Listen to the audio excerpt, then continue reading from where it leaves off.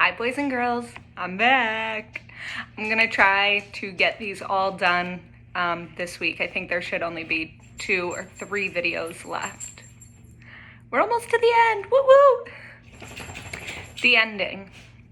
The play was so amazing. I don't wanna give away the ending, but it's the kind of ending that makes people in the audience teary.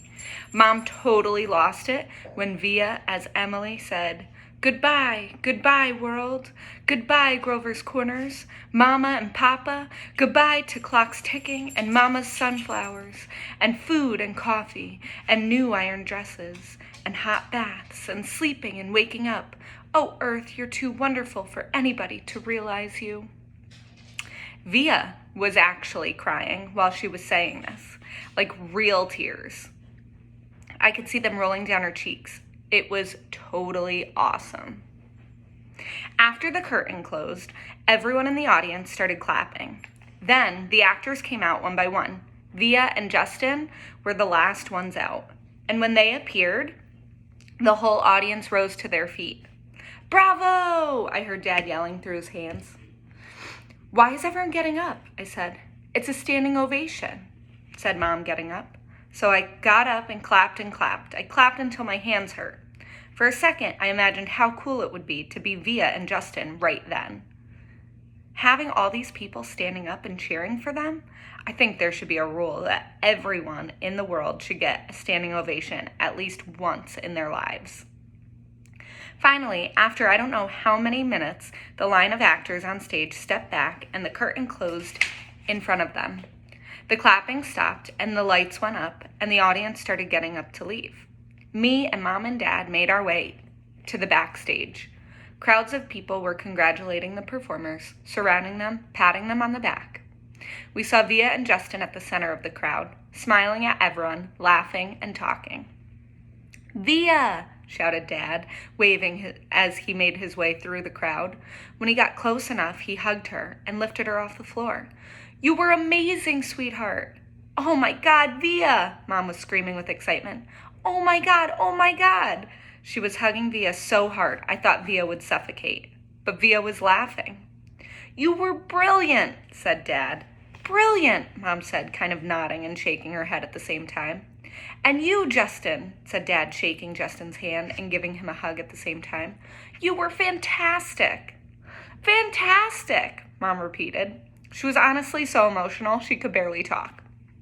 "What a shock to see you up there, Via," said Dad. "Mom didn't even recognize you at first," I said. "I didn't recognize you," said Mom, her hand over her mouth. "Miranda got sick right before the show started," said Via, all out of breath. "There wasn't even time to make an announcement." I have to say, she looked kind of strange because she was wearing all this makeup, and I'd never seen her like this before. "And you just stepped in there right at the last minute?" said Dad. "Wow." "She was amazing, wasn't she?" said Justin, his arm around Via. "There wasn't a dry eye in the house," said Dad. "Is Miranda okay?" I said, but no one heard me.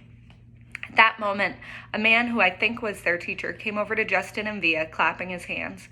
"Bravo, bravo, Olivia and Justin." He kissed Via on both cheeks. "I flubbed a couple of lines," said Via, shaking her head. "But you got through it," said the man, smiling ear to ear. "Mr. Davenport, these are my parents," said Via. "You must be so proud of your girl," he said, shaking their hands with both of his hands. "We are. And this is my little brother August," said Via. He looked like he was about to say something, but suddenly froze when he looked at me. "Mr. D," said Justin, pulling him by the arm, "come meet my mom." Via was about to say something to me, but then someone else came over and started talking to her, and before I knew it, I was kind of alone in the crowd. I mean, I knew where Mom and Dad were, but there were so many people all around us, and people kept bumping into me, spinning me around, giving me that 1-2 look, which made me feel kind of bad. I don't know if it was because I was feeling hot or something, but I kind of started getting dizzy. People's faces were blurring in my head, and their voices were so loud it was almost hurting my ears. I tried to turn the volume down on my Lobot ears, but I got confused and turned them louder at first, which kind of shocked me. Then I looked up and I didn't see Mom or Dad or Via anywhere. Via, I yelled out. I started pushing through the crowd to find Mom. Mommy! I really couldn't see anything but people's stomachs and ties all around me. Mom! Suddenly, someone picked me up from behind. Look who's here, said a familiar voice, hugging me tight. I thought it was Via at first, but when I turned around, I was completely surprised. Hey, Major Tom, she said. Miranda, I answered, and I gave her the tightest hug I could give. Part 7. Now we're from Miranda's point of view. I forgot that I might see so many beautiful things. I forgot that I might need to find out what life could bring. And Dane, beautiful things. Camp lies.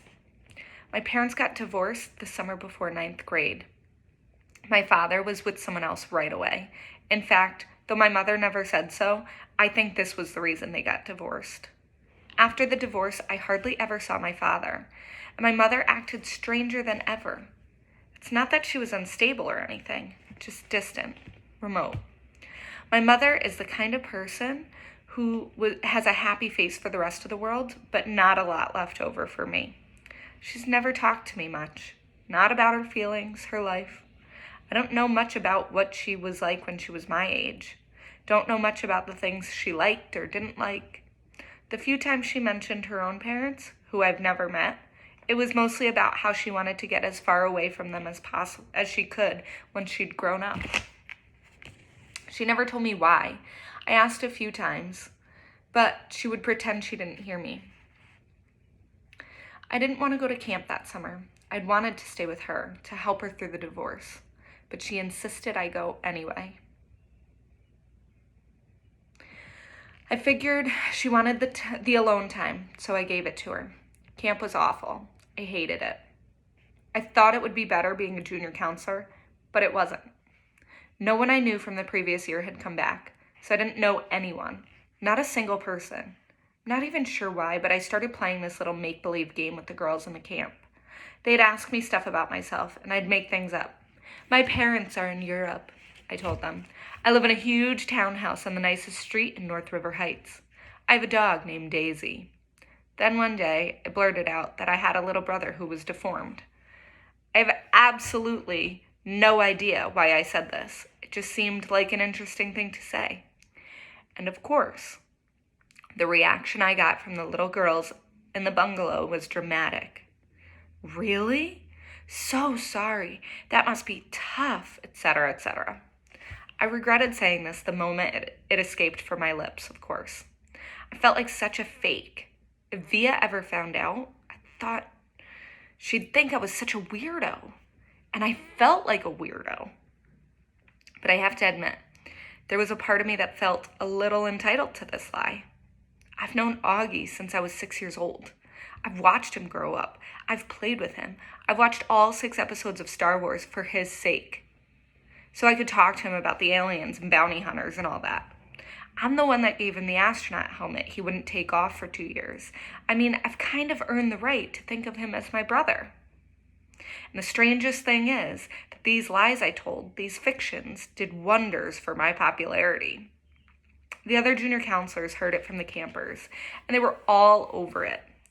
Never in my life have I ever been considered one of the popular girls in anything. But that summer in camp, for whatever reason, I was the girl everybody wanted to hang out with. Even the girls in Bungalow 32 were totally into me.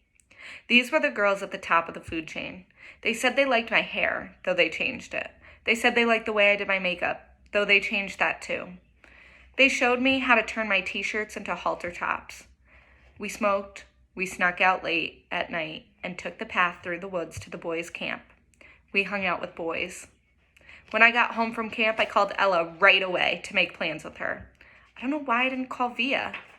I guess I just didn't feel like talking about stuff with her. She would have asked me about my parents, about camp. Ella never really asked me about things. She was an easier friend to have in that way. She wasn't serious like Via. She was fun. She thought it was cool when I dyed my hair pink. She wanted to hear all about those trips through the woods late at night. School. I hardly saw Via at school this year, and when I did, it was awkward. It felt like she was judging me. I knew she didn't like my new look. I knew she didn't like my group of friends. I didn't much like hers. We never actually argued, we just drifted away. Ella and I had badmouthed her to each other. She's so this, she's so that. We knew we were being mean, but it was easier to ice her out if we pretended she had done something to us. The truth is, she hadn't changed at all. We had. We'd become these other people, and she was still the person she'd always been. That annoyed me so much, and I don't know why. Once in a while, I'd look to see where she was sitting in the lunchroom, or check the elective list to see what she'd sign up for. But except for a few nods in the hallway and an occasional hello, we never really spoke to each other. I noticed Justin about halfway through the school year. I hadn't noticed him at all before then. Other than that, he was a skinny, cutish dude with thick glasses and longish hair who carried a violin everywhere. Then one day, I saw him in front of the school with his arm around Via. Via has a boyfriend? I said to Ella, kind of mocking. I don't know why it surprised me that she'd have a boyfriend. One of the three of us. Out of the three of us, she was totally the prettiest. Blue eyes and long, wavy, dark hair. But she'd never acted like she was all that interested in boys. She acted like she was too smart for that kind of stuff. I had a boyfriend too, a guy named Zach. When I told him I was choosing the theater elective, he shook his head and said, "Careful you don't turn into a drama geek." Not the most sympathetic dude in the world, but very cute. Very high up on the totem pole, a varsity jock. I wasn't planning on taking theater at first. Then I saw Via's name on the sign-up sheet and just wrote my name down on the list. I don't even know why. We managed to avoid one another throughout most of the semester. Like we didn't even know each other. Then one day I got to theater class a little early, and Davenport asked me to run off additional copies of the play he was planning on having us do for the spring production, The Elephant Man. I'd heard about it, but I didn't really know what it was about, so I started skimming through the pages while I was waiting for the Xerox machine. It was about a man who lived more than 100 years ago named John Merrick, who was terribly deformed. We can't do this play, Mr. D, I told him when I got back to the class. And I told him why. My little brother has a birth defect and has a deformed face, and this play would hit too close to home. He seemed annoyed and a little unsympathetic, but I kind of said that my parents would have a real issue with the school doing this play. So anyway, he ended up switching to our town. I think I went for the role of Emily Gibbs because I knew Via was going to go for it too. It never occurred to me that I'd beat her out for the role. I'll stop there, and we have about 70 pages left. See ya later.